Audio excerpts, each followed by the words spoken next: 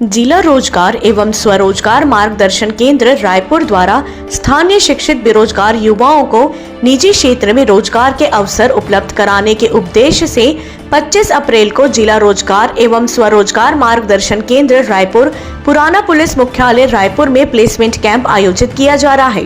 निजी क्षेत्र के नियोजकों जिप्पी हायर सर्विसेज प्राइवेट लिमिटेड द्वारा field officer, fitter electrician, accountant एवं टीम लीडर के 33 पदों पर स्नातक, MBA और ITI उत्तीर्ण अनुभवी आवेदकों की भर्ती 15,000 25,000 प्रति माह के वेतन पर की जानी है। अतः योग्य एवं इच्छुक आवेदक निर्धारित तिथि एवं स्थान पर उपस्थित होकर साक्षात्कार प्रक्रिया में सम्मिलित हो सकते हैं। प्लेसमेंट कैंप में आवेदक को सोशल डिस्टेंसिंग का पालन करते हुए सम्मिलित होना अनिवार्य है।